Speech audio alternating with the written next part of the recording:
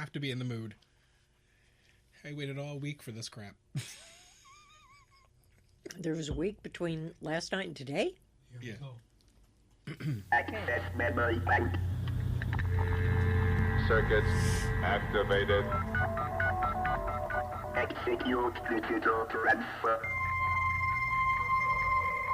We are controlling transmission. Leave now, before the exits are sealed. Our mission is about to begin, so please, fasten your seatbelts and prepare for takeoff.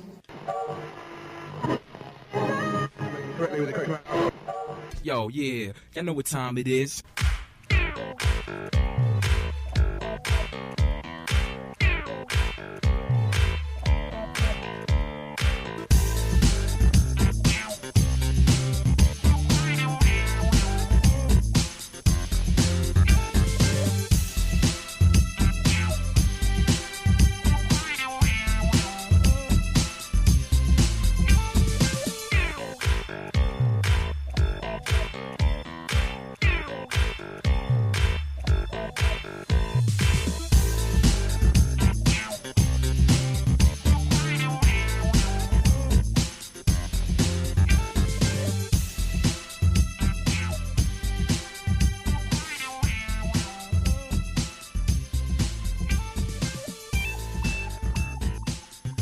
Everyone, this is Joe Riggio. And Katie O'Neill with Kiss My Keister. And as you heard in our intro, we have locked down the exits and there's no way to get away from us. Nope, it is showtime and y'all are stuck. Yeah, for a good hour.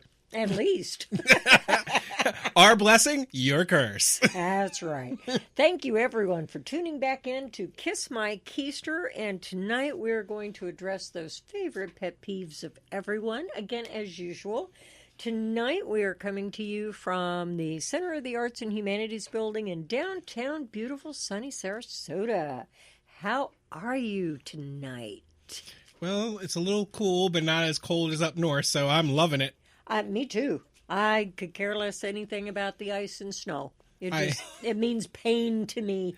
Well, yeah, that's why I escaped Philadelphia, PA area. But I was on a network call with a friend today, and they were visiting family up in North Carolina. And I looked, and he was all dressed in his like winter gear. And I'm like, looks cold up there. He goes, yeah, it is. I'm like, yeah, I don't feel it. Good for him. Good for him. But it's all good that you want to spend time with family. It's good. So, Katie, anything before we get into pet peeves? Anything you want to like? Oh wait, hold on. I got this. Release the Katie! Oh, God. And who are you, Zeus? No. That's my dog. He's not here. You cannot imitate him. We shall see later. Uh-huh. Anyway. Wow, I miss our co-host. Nicole's not with us tonight. That's awful. We need her more often. She's a riot. I don't know. It's a half nose around the other. Even though in the after party, we did do the time warp. We did. And for those of you who don't know what that is a piece of music out of Rocky Horror Picture Show. If you haven't seen it, you all need to go see that because it is not just a movie, it's an experience. Well, that's what they say about a lot of things. And yeah, I have to say, I saw the movie with Tim Curry, and I'm going to show my age. When I first saw it was VHS tape when I watched that with my friends. And then we went to the Rocky Horror Live, and they will ask you, whoever's in the audience, if you are a virgin. And that doesn't mean, like, have you done it? It just means, have you ever seen the Rocky Horror Picture Show? And if you say no, you've never seen it live, then it's a good experience, and I say you do it. Uh-huh. I call it targeting your audience. No, don't scare them away. It's not that bad, Katie. No, it's just toilet paper, rice, and water. Oh, no. Now you're scaring people. They're going to think, well, you're going to toilet paper and throw rice at me? No. The whole thing is they give you those items that during the show, you throw those certain items at certain parts of the thing that they give you. And what is it? Is it the girl's name, Janet? They scream the B word, and the guy's name, they scream, was it the A word, I think it is? Probably. So, yeah, somewhere in there, they say those things. Yeah. Damn it, Janet. Oh, I love it. Damn it, Janet. Yes, that's Susan Sarandon at her finest hour. She's always been so beautiful anyway, but she starred in that, and that was one of her beginning roles in movies. I went when I was in my 20s to Blueberry Hill in St. Louis to see that. And yes, I got toilet paper thrown at me. I got rice thrown at me. I got squirt gunned the whole time I was there, and we had an absolute ball. Oh, that's amazing. So, other than that, anything else happen? Yeah, all kinds of things are happening. You know, it's the typical our everyday pet peeves that are just driving me insane. This morning on the way to work, I was almost hit, not once, but 3 times. And 2 of them were people who were moving from a right-hand lane to a far left lane, which, mind, is 2 lanes away from the right lane. Never even looked in the rearview mirror. Didn't bother. Put their blinker on and just proceeded to start moving over. And it's like, wait a minute, I'm here. You can't do this. Apparently they can. Well, I let them because I preferred to get to work in one piece today. Yeah, I hear you 100%. The traffic is always nominal. What's bothering me, though, is that the traffic isn't so nominal anymore. People are reaching the point where they have had enough. Cabin fever has set in, and the traffic is proving it. People are tired of being indoors. They're getting out, whether it's to go back to work, whether it's to go to the store, whether it's to go shopping, whatever it is, we're dealing with it. Well, yeah, not only that, you also have the fact, even though Canada closed its borders and all this other stuff, so we have no Canadian geese down here, we still have the normal United States snowbirds that are coming down, and I've seen them in droves coming down here. And I still say, if they're snowbirds, why can't we shoot them? Well, they could probably say the same thing to us if we go visit up north. I'm smart enough not to go. This is true. But yeah, it's one of those things. They are coming down, and I get why they're coming down too, if possible, because we're coming back into the winter months. They don't want to get stuck indoors doing absolutely nothing when everyone's been told that Florida and like Arizona and California, oh, you can go outside. You could go do this. You could do this. Well, why don't I go there? Well, sure, why not? And then you can crowd the beaches, and you can get COVID a lot easier. Potatoes. Hey, it's a mask or not. To mask or not to mask? That is thy question. No, I don't think it's a question. I think it just is getting old. Yeah. I'm tired of wearing a mask. I'm tired of feeling like if I walk into my building without a mask, somebody's going to report me. You know, I've just reached the point where I'm really sick and tired of it. I've had enough COVID. I don't want to play anymore. Go home.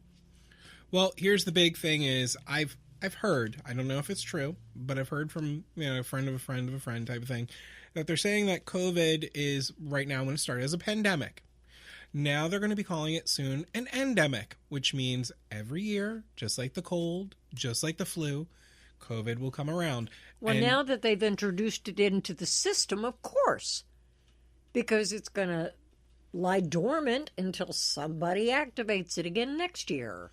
Yes, and now they're talking about the vaccines with Series 1, Series 2, and all these other things, but we don't know how that's going to go over very well. I don't think it's going to go over very well at all. Well, once again, this is all hearsay and whatnot, but one of my friends introduced me to a video of a gentleman that was a British guy, and he was talking about like the whole system with COVID, the scandals, all this other stuff, blah, blah.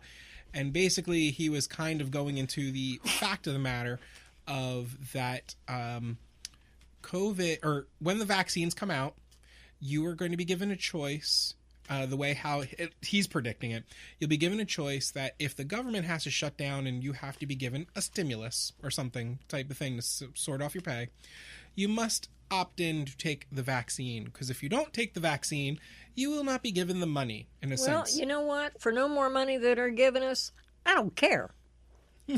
Well, I said at the very beginning when we started this podcast with as your new co-host and obviously everything else, if the government wants to pay me $2,000 a month just for me to sit at home and do nothing, here, go for it. Pay my bills. Do you really think they're going to give you that, though? No, they are not. Let's back up a little bit. If you get anything from the government, it's always conditional. Think about this, folks. It's like a father-in-law who says, I'll buy you this house, but this is what you have to do in order to get this. To me, that seems like a perfect and total waste of effort because I don't want to be indebted to anybody. I don't want to owe the government anything, and they don't have a right to stick my arm with anything I don't want in it. Well, that's a good and valid point, Katie, is because the plain simple fact of the matter is no matter what you want to say, no matter what you want to do, with the new regime that may be or may not be coming in, who knows, type of scenario, but people do not research both sides of the party. No, they do not. Because like I said, as we started this podcast, as your co-host, I said, I will play devil's advocate here and there and look to the other side of the fence because the other side will show you points that you did not see before. And that's what you have to locate and look at. And if you don't see these points, you're going to just buy into the BS and say, ooh, shiny object. No, let's call it what it is. It's a coercion. They're going to coerce the populace into doing what they want you to do. And believe me, if there is a carrot dangling in your face, that means they want something in return.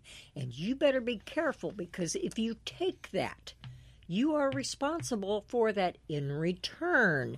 And let me tell you, it ain't always what you think it's going to be. And sometimes it can be a whole lot worse than you ever imagined. Well, yeah, I agree with that 100%. But then you also have to, I think the whole big thing was the Obamacare when that first came out. Another disaster. That has always been a disaster since day one, no matter what anyone says at this point. The moment it was instilled, a lot of insurance companies pulled out. A lot of carriers were not taking anything.